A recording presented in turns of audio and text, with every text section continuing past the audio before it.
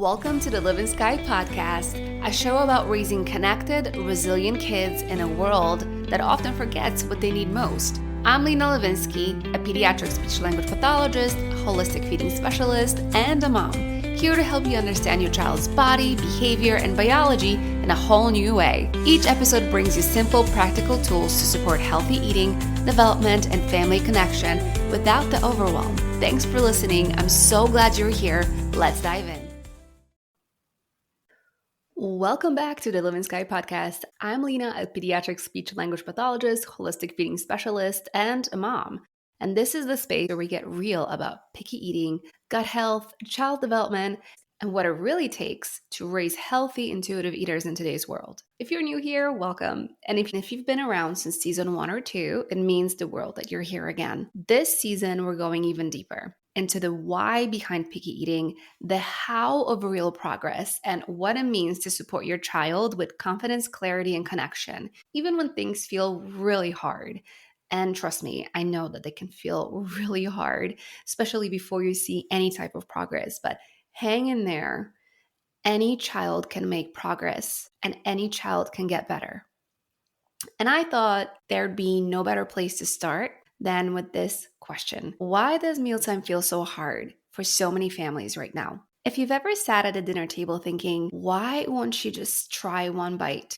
Why is he gagging just from the smell? How is this still an issue after all of this time? Am I going to have to cook 3 meals every night to satisfy everyone's taste buds? You're not alone. So many moms I work with have said the same things, quietly or with tears in their eyes, because mealtimes weren't supposed to feel like this. And yet, they do. The truth? You're not doing anything wrong. You're not missing some magic script. You're not failing your child. You're just stuck in a system that treats picky eating like a behavior problem, when it's actually so much deeper than that. See, picky eating isn't just about defiance, stubbornness, or control, or just being a brat. It's often your child's biology trying to get your attention. So let me explain this a little bit more. A child who's living in a fight or flight mode from constant sensory overload, they're not going to feel hungry. Their body is focused on survival. It's not focusing on digestion or paying attention to what's being cooked in the kitchen and how amazing it can be for them. No, they just want to survive and they just want to feel better. A child who's constipated, bloated, or has gut dysbiosis, their body may literally reject food, not because they're dramatic, but because their body's protecting them. And probably because they have bacterial overgrowth. And that bacteria feeds on carbs and sugar. So they're not going to crave this beautiful meal you have cooked tonight that has steak and veggies or a delicious soup, because what they want is carbs and sugar. They may only want French fries or chicken nuggets, which is coated with carbs, right? Or they just want cookies because that's what their body is craving due to their leaky gut. A child with weak oral motor skills may avoid chewy or textured foods, not because they're picky, but because chewing is exhausting or scary, or they don't know how to do it well. And they've tried chewing before and they failed, or perhaps they didn't chew well enough and they tried to swallow something and they gagged or choked and now they're afraid. A child who's been pressured at the table, bribed, or shamed, their brain now pairs mealtime with anxiety, not safety. This is why I always talk to my clients about how important it is not to try to trick your child to eat. And I get it. Out of frustration, out of fear that they're not eating enough, or out of anger, you might want to do that. And I've seen it happen over and over again, and I get it. But our children are so intelligent and they know when they're tricking them, even when they're super young, or if they have cognitive deficits. Oftentimes they'll be able to tell, or if they're on the autism spectrum, they start to associate these types of bribing or tricking around food with the feeling of not feeling safe. And I haven't even mentioned sleep, blood sugar, mineral status, nutritional deficiencies, light exposure, all of which directly impact your child's eating and behavior. There is just so much going on in our environment that unfortunately is toxic, just because of the world we live in right now. We come to contact with about 80,000 chemicals every single day. And some kids can handle it well and they can process and detox and they're not really affected by it. But many, many kids cannot. And unfortunately, those numbers are growing. Now, 1 in 2 kids has a chronic disease, which is a sign that they're not processing these toxins very well. And that number is growing even from 1 to 2. I think it's about 60 or 70% now. When our kids are having these issues, unfortunately, that can manifest as picky eating. Because let's remember one main thing here. Picky eating is not a diagnosis. Your child is not a picky eater.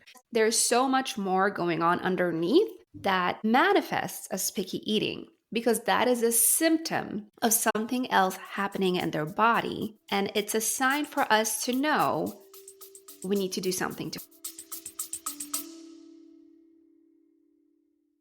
I'm a huge believer that light is one of the most powerful medicines for our kids and for us. That's why I love Bon Charge. Their blue light blocking glasses, red light therapy devices, and many other products are designed to support your circadian rhythm and help your family sleep and feel better naturally. In our modern world of screens and artificial light, these small shifts make a big difference. Calmer evenings, deep sleep, better focus, and happier moods. I use Bon Charge products every single day, and even my son has his own pair of blue light blocking glasses for evening story time. You can check out all their products at boncharge.com and use code LENAL to save 15% off your purchase. So this is exactly why I created my B.L.O.O.M framework, because no amount of sticker charts or bite counting will work if we don't look at the whole child. B.L.O.O.M stands for B, balanced health; L, learned oral skills; O, optimal microbiome; O, open exploration; M, mealtime boundaries. In future episodes, I'll take you deeper into each one, and I have actually done that in season 2 as well, if you want to listen back on that. But for today, I want to leave you with one simple idea. If your child isn't eating well, it doesn't mean you're doing something wrong. It doesn't mean your food is not yummy. It doesn't mean they're going to be like this forever. It means something is missing underneath the surface. And once we find it, everything starts to shift. And their behaviors around food and their willingness to accept food changes. So what can you do today to support your child? Even just to get 1% better. Because remember, progress oftentimes is slow, which can feel frustrating. But we have to focus on the fact that it is progress. Because eating is deeply personal. It is very sensitive to our bodies. You're literally putting something in your mouth and accepting it into your body. So that is very personal and often why progress is slow. But here's what you can do. You can start here. Before your next meal, try the Mealtime Reset Routine. It's just 5 steps. First, you're going to stretch, loosen up the muscles, bring in some calm into the body, bring in some relaxation, because this signals to the body it is time to relax. Then you're going to breathe with your child, right? Teach them to inflate a balloon with their belly. Make it fun, make it playful, because that helps us to regulate our vagus nerve, which is very much responsible for our nervous system regulation. So let's take a deep breath with your child. Then we're going to dim the light. Maybe have a candlelight dinner if that's something that your child will find fun or fascinating. Because remember, we always want them to feel calm and excited, because those things will help them be willing to try new things and to eat more. So dim the lights, because the lighting environment we're in, it's very, very important. And I've talked about this in different episodes with Dr. Alexis Cohen, with Danny Hamilton. So listen back on season 1 and season 2 to learn more about lighting. But this is crucial. We do not want bright lights, because not only are they dysregulating to the circadian rhythm and to many different systems within our body, like blood sugar regulation and mitochondrial health, but it is very unnatural, especially if you're doing this in the evening, right? Because if we're putting on the lights, probably it's dark. And by that time, when it's dark, our biology is expecting to have a very dim lights or light from fire. So kind of this red light. So if you have these bright lights shining in your child's face, that's not going to help them to feel relaxed. So dim the lights, try candlelight. If you can exchange some of the light bulbs where you're eating so that they're incandescent lights and not LED lights, that would be very helpful. And then number 4, give a calm cue. Whatever it is that can help them feel calmer, which can be very particular to your child. For my son, that would probably be a hug. I would just give him a hug and we can relax into our bodies together. And that usually helps him to literally unload the stress he's carrying in his little shoulders. And then the 5th thing you'll do is invite your child to the table with intention, right? Whatever the intention is for today. If that intention is, we're going to just tolerate broccoli that's on the table, not even on their plate.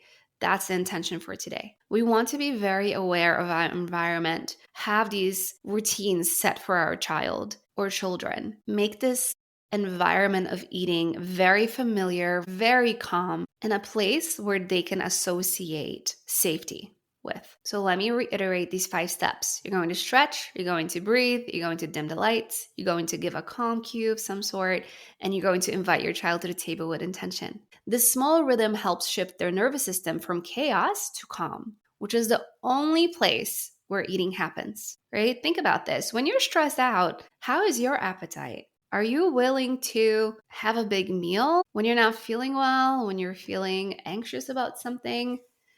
I'm willing to bet that you don't have an appetite. I'm willing to bet that you don't want to eat much. And unfortunately, our children, they have these big feelings in little bodies. So that feeling is so pronounced for them. And without that connection piece and without regulating their nervous system, it's going to be really hard for them to eat. And remember, it's not about being perfect. There's many things happening in our lives and we can't do this every night, but just doing a small step towards this kind of environment can just make a huge difference.